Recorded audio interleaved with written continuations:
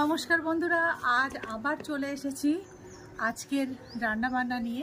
আজকে কি কি রান্নাবান্না করব সেটা তোমাদেরকে অবশ্যই বলবো, কিন্তু তার আগে চলো একটা ছোট্ট কাজ করে নিই। দেখো, আমি ছাদে চলে এসেছি, আর ছাদে এসে এখান থেকে আমি কচি কচি নিম পাতা তুলবো। তো এই যে আমাদের নিম গাছ, একদম দেখো কচি কচি নিম পাতা। এই নিম পাতাগুলো এই আগা থেকেই তুলে নেব, একদম কচি, দেখতে পাচ্ছ? এই কচি কচি নিম পাতা আজকে নিম বেগুন হবে।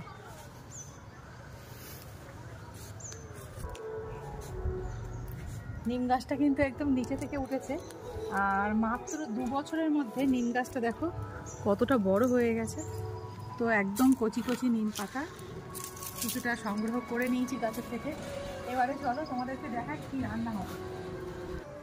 এখানে দেখো বেগুন কেটে নিয়েছি, এই বেগুনটা দিয়ে আর এই নিম পাতা দিয়ে নিম বেগুন হবে।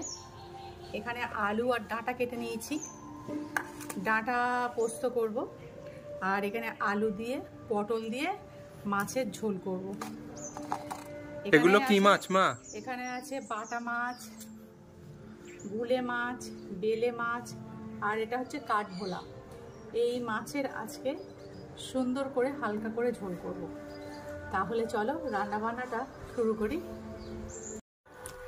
গ্যাসটা অন করে কড়াইটা চাপিয়ে দিয়েছি। এবার কড়াইতে দিয়ে দেবো মাছ ভাজার জন্য সরষের তেল। মাছগুলোতে নুন হলুদ মাখিয়ে নিয়েছি। এবার তেলে এক এক করে মাছগুলোকে আমি দিয়ে দেব।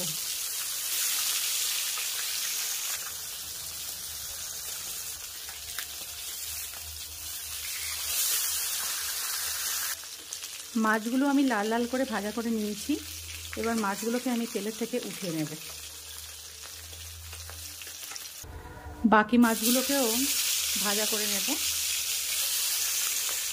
এই মাছগুলোকেও এবার ভাজা করে নেব। এবার একটা মশলা তৈরি করব, যার জন্য আদা, কাঁচা লঙ্কা, জিরে আর মরিচ একসাথে পেস্ট করে নেব। তোমরা যে যেমন ঝাল পছন্দ করো তেমনই ঝাল তোমরা ইউজ করবে। এই খোলার মাছ ভাজাটাও হয়ে গেছে, সব মাছগুলো তুলে নিয়েছি। এইবার এই তেলের মধ্যে শুকনো লঙ্কা আর 5 ফোড়ন জন্য দিয়ে দিলাম। ফোড়নটা দিয়ে একটা মিষ্টি গন্ধ উঠলে এবারে আলুটার পটলটা দিয়ে দেব। দিয়ে গ্যাসের ফ্লেমটা বাড়িয়ে দিয়ে খুব ভালোভাবে এটাকে ভাজা করে নিতে হবে। লবণ দিয়ে দেব, হলুদ দিয়ে দেব। এবার খুব ভালোভাবে ভাজা করে নেব। একটা কেটে রাখা টমেটোর টুকরো দিয়ে দেব।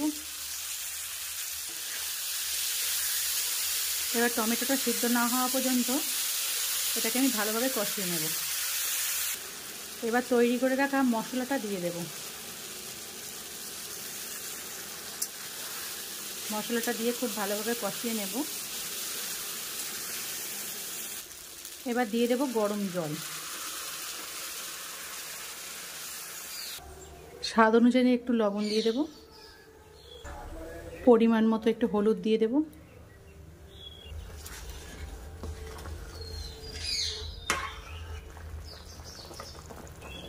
এবার এখানে একে একে মাছগুলোকে দিয়ে দেব। আলু আর পটল কিন্তু ভাজা করার সময় প্রায় সিদ্ধ হয়ে গেছে, ওই জন্য মাছগুলোকে আমি একে একে দিয়ে দেব। এবার এটাকে একটু আমি ঢেকে দেব।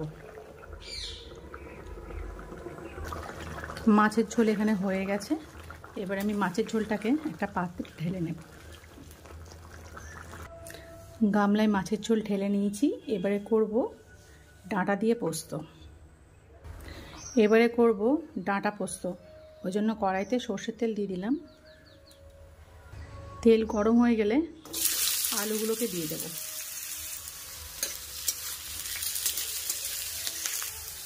লবণ দিয়ে দেব, হলুদ দিয়ে দেব, দিয়ে দেব সরষের ডাঁটাগুলো। এবারে আলু আর ডাঁটা ভাজা করে নেব। কড়ার মাঝখানটা একটু আগলা করে দিয়ে এবার এখানে ফোড়ন দিয়ে দেব। শুকনো লঙ্কা, কালো জিরে আর দিয়ে দেব 2টো কাঁচা লঙ্কা।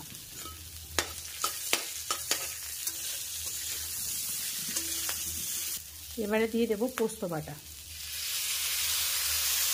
পোস্ত আর 2-4টে মরিচ দিয়েছি, দিয়ে বাটা। এবার একটু কষিয়ে নেব, কষিয়ে নেওয়ার পরে জল ঢেলে দেব। আমি কিন্তু এতে অল্প একটু হলুদ ব্যবহার করেছি, আবার কোনো সময় হলুদ ছাড়াও রান্না করি।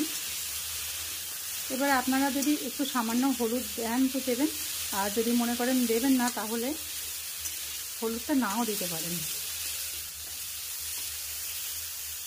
ভালোভাবে কষানো হয়ে গেলে এবারে আমি জল দিয়ে দেবো। মিক্সি বাটি ধোয়া জলটা দিয়ে দিলাম। খুব বেশি জল দেবো না, অল্প জল দেবো, একটু গামাখা করবো যেহেতু। এবার এটাকে আমি ঢাকা দিয়ে দেব। ঢাকনা তুলে দেব। খুব সামান্য একটু চিনি দিয়ে দেব। এটাকে মিশিয়ে নিলেই কিন্তু ডাঁটা পোস্ত প্রস্তুত হয়ে যাবে। শুকনো ডাঁটা পোস্ত এখানে প্রস্তুত হয়ে গেছে। এবারে বানাবো নিম বেগুন। এবার কড়াইতে দিয়ে দেব সর্ষের তেল। তেলটা গরম হলে বেগুন দেব।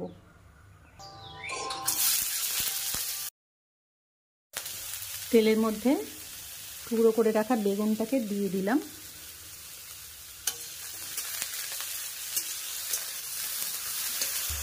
দিয়ে দেব স্বাদ অনুযায়ী লবণ, হলুদ,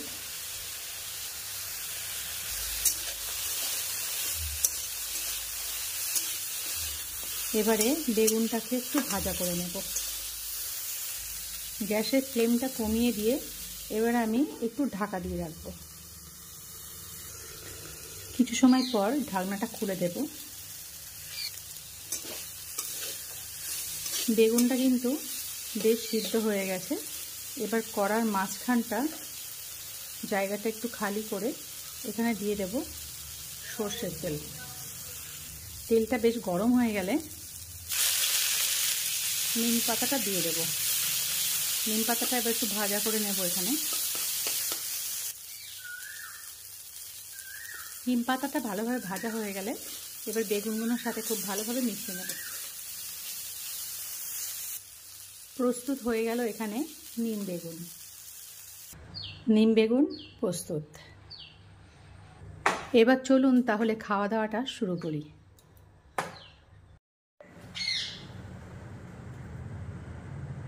নিম বেগুনটা অনেকদিন এবারে গরমে প্রথম বানালাম, আর এটা তো তোমার খুবই পছন্দের।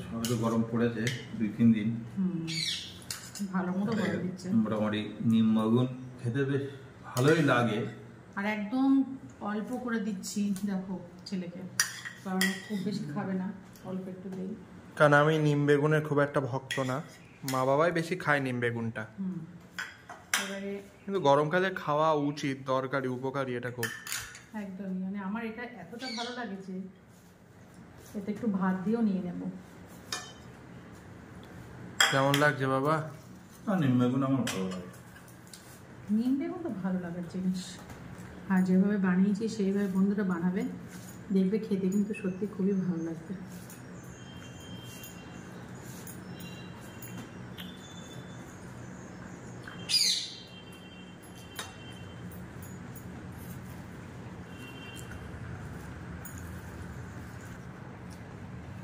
গরম গরম ভাতের সাথে এরকম নিম বেগুন ভাজা হলে পুরো ভাতটাই কিন্তু খেয়ে ফেলা যায়। বলো। অবশ্যই নিম বেগুন যতগুলো প্রিয় খাওয়া থাকুক না কেন, নিম বেগুন তাদের মধ্যেও একজন আছে। আমার তো ভীষণই ভালো লাগে।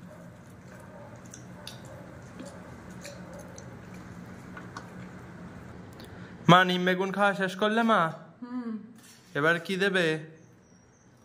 এই যে ডাঁটা পোস্ত, সজনের ডাঁটা দিয়ে পোস্ত হয়। সজনের ডাঁটা দিয়ে আলু দিয়ে পোস্ত, একদম শুকনো করেছি, বেশি এর শুকনোই ভালো লাগে না। শুকনোই ভালো লাগে। আর এখন তো সজনের ডাঁটা খাওয়াও তো খুব জরুরি আর উপকারী খুব। হ্যাঁ, আর এখন যা ওয়েদার চলছে আমি নিজেই কনফিউজ যে এটা গ্রীষ্মকাল নাকি বর্ষাকাল না বসন্ত শীত হেমন্ত কিচ্ছু বুঝতে পারছি না। এটা কিন্তু খুবই টেস্টি হয়, আর রেসিপিটা বন্ধুদেরকে দিয়েছি। না বলো মা, এটা এখন কি কাল চলছে মা? দেখো দুপুরবেলা এত গরম লাগছে, আবার রাত্রিবেলা ঠান্ডা লাগছে, ভোরের দিকে একটু মিডিয়াম, না শীত না গরম। আর এই সময় তো মানে যা রোগের তো চাহিদা তো বাড়তেই থাকে না এই সময়, কিন্তু সেই জন্য এইসব খাওয়া কিন্তু এই সময় খুব উপকারী। একদম। আর নিম বেগুনটা তো খেতে দারুণ লাগলো। ওফ, আমি আর ক্যামেরার জন্য ওয়েট করিনি, অফ ক্যামেরাতেই খেয়ে নিয়েছি। এতটা মানে নিম বেগুন দারুণ, বাড়ির নিম গাছ না। আর এবার আমিও কিন্তু ডাঁটা পোস্তটা খাবো। কেমন লাগছে তোমার ডাঁটা পোস্ত? দুর্দান্ত। দুর্দান্ত, মানে এক কথায় অসাধারণ আছে নাকি? আরো একটু টেস্ট হতো যদি ওপর থেকে একটু কাঁচা সরষের তেল ছড়িয়ে দিতাম, সেটা আর করিনি। ওটা শৈলীর পক্ষে ভালো না, এই তুমি যা করো তো শৈলীর পক্ষে খুব ভালো। সজনের ডাঁটা খুব উপকার। এই সজনের ডাঁটা এই এত চিবাতে হয় বলে না আমার কেমন একটা মানে লাগে, একটা ধৈর্য, অত ধৈর্য নেই যে ডাঁটা চিবোতে থাকো চিবোতেই থাকো। খেতে হবে, ধৈর্যটাকে বাড়িয়ে নিয়ে খেতে হবে। হ্যাঁ, শুধু মুখের কথা চিন্তা করলেই হবে না, শরীরের কথা তো আগে চিন্তা করতে হবে। আর শোনা, যেমন একটা খাস নেই, এটা যে এত ভালো হয়েছে না। হ্যাঁ, আমি আর ওয়েট করতে পারছি না, আমাকেও এবার দাও, আমিও এবার খাবো। তবে আজ আমি একটু হলুদ ব্যবহার করেছি। আচ্ছা। অন্যান্য দিন তো হলুদ ছাড়াই করি। বন্ধুদেরকে বলেছি আমি একটু সামান্য হলুদ দিলাম, আপনারা যদি মনে করেন তো হলুদ দেবেন না, হলুদটাকে অ্যাভয়েড করবেন। মা, এবার আমার পাতেও দিয়ে দাও, আমার তো নিম বেগুন খাওয়া হয়ে গেছে। এবার এই ডাঁটা পোস্তটা আমাকে দিয়ে দাও, আমিও খাই এবার। দিয়ে দেবো।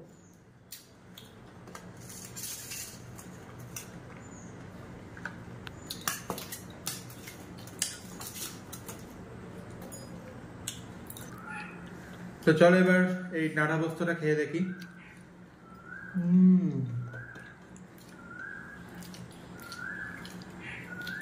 এই ডাঁটাগুলো আলাদা আলাদা রাখছে, এগুলো হেসে চিবাতে হবে। খাওয়ার মাঝখানে মাঝখানে চিবাও, দুগাল ভাত খেয়ে তারপর ডাঁটাগুলো চিবাও, দেখবে খেতে হেভি লাগবে। কারণ ডাঁটার ভেতরে যে একটা নির্যাস আছে সেটা কিন্তু এই ভাতের সাথে যখন গালে পড়বে না, অভূতপূর্ব লাগবে।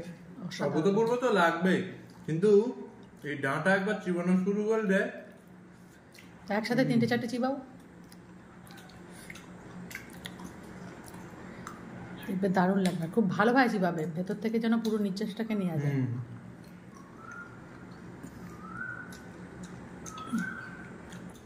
মা, ডাঁটা পোস্তও তো খাওয়া হয়ে গেল, এইবারে খাবো মাছের ঝোল।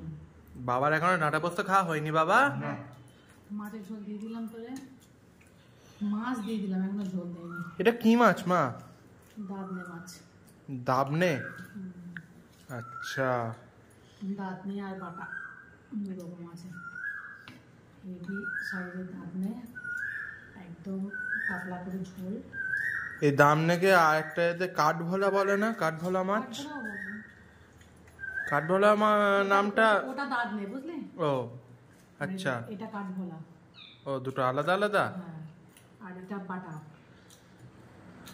হ্যাঁ, এটা তো বাটা মাছ। এটা বাটা। আমি বাটা খাচ্ছি,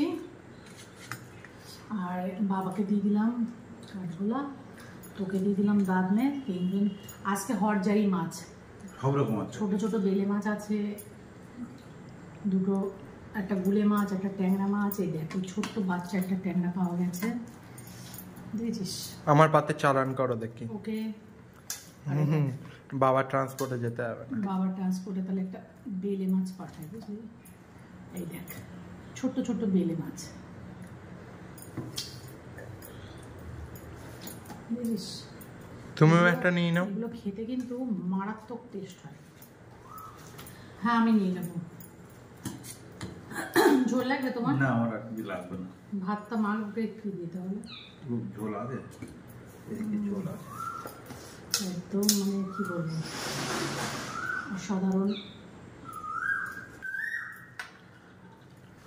বসন্তকাল আর বাইরে সকাল থেকে একদম বিকাল অবধি এক টানা কোকিলের ডাক, দারুণ পুরো আমরা যখন ছোট ছিলাম তো কোকিল যখন ডাকবে তখন বলবো কুহু কুহু, ও তত জোর ডাকবে। হ্যাঁ, একটু আগে তো মারাত্মক ডাক ছিল, এখন চিৎকারটা একটু বন্ধ হয়েছে। যাই হোক, দেখা যাক মাছের ঝোলটা কেমন বানালাম।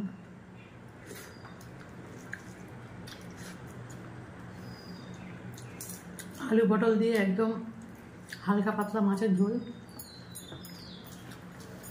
আমার তো ভালো লাগছে।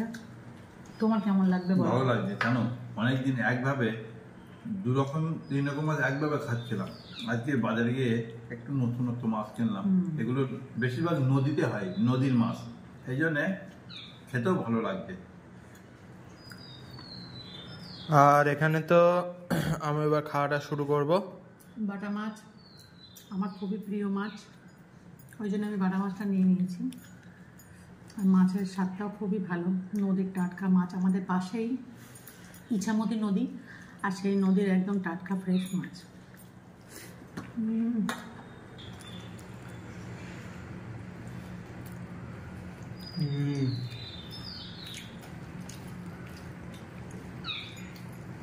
দারুণ, কি বানিয়েছো! আর সত্যি কথা, নদীর মাছ তো ব্যাপক টেস্টি। আর এইসব ছোট ছোট মাছগুলো কিন্তু জালে উঠে আসে, একদম জালে উঠে আসে এসব ছোট ছোট মাছগুলো। একটা না প্রায় রুই কাতলা বা ওদিকে ধরো পাবদা মাছ এইসব খাওয়া হচ্ছিল, এবার একটু মুখের স্বাদটা বদলালো। এখন গরমকাল, ঝোল এরকম একটু হালকা পাতলাই ঠিক আছে। শীতকালের মতো অত রিচ করে করলে পেটের কথাটাও তো একটু ভাবতে হবে। আর মাছটা কেমন স্বাদ বল? মাছটা তো দুর্দান্ত স্বাদ, আরো তো যেভাবে রান্না করেছো স্বাদ আরো ফুলে গেছে। রান্না কিন্তু একদমই হালকাভাবে করেছি। মাছের ঝোলের রেসিপি তো বন্ধুদেরকে দিয়ে দিয়েছি, একদম প্রথমেই আছে মাছের ঝোলের রেসিপি, তারপর ডাঁটা পোস্ত এবং তারপরে নিম বেগুন। বন্ধুরা, তোমরা কিন্তু এইভাবে বানিয়ে খেয়েও দেখবে, খুবই ভালো লাগবে। ঝোল দেবো তোকে একটু? না, ঝোল হয়ে গেছে, আমি তো একটুখানি কম করে ঝোল খাই। বন্ধুরা এতদিনে বুঝে গেছে। তো বন্ধুরা দেখতেই পাচ্ছ, এখানে বড়মশাই খাওয়া কমপ্লিট করে ফেলেছে, আমিও কমপ্লিট করে ফেলেছি, ছেলেও কমপ্লিট করে ফেলেছে। খাওয়া দাওয়া তো টোটালি কমপ্লিট। তো বন্ধুরা, তোমরা কি সম্পূর্ণ ভিডিওটা দেখেছো? যদি দেখে থাকো অনেক ধন্যবাদ। আর যদি আমাদের ভিডিওগুলো পছন্দ হয় তো একটা লাইক করে দাও, আর কমেন্ট সেকশনে তোমাদের মনের মতো কমেন্ট করো। আর তোমরা তো দেখছোই, সবাইকে দেখার সুযোগ করে দাও। ভিডিওটা তোমাদের আত্মীয় স্বজন, বন্ধু বান্ধব সবার কাছে শেয়ার করে দাও। যদি আমাদের চ্যানেলটা ভালো লেগে থাকে তাহলে সাবস্ক্রাইব করে দিয়ে পাশে থেকে বেল আইকনটা প্রেস করে দাও, যাতে আমাদের পাঠানো নতুন নতুন ভিডিওর নোটিফিকেশন তোমাদের ফোনে সবার আগে ঢুকে যায়। আর যদি ইতিমধ্যে সাবস্ক্রাইব করে দিয়ে থাকো তোমাদের জানাই অনেক ধন্যবাদ। তো আজকে বাই বাই।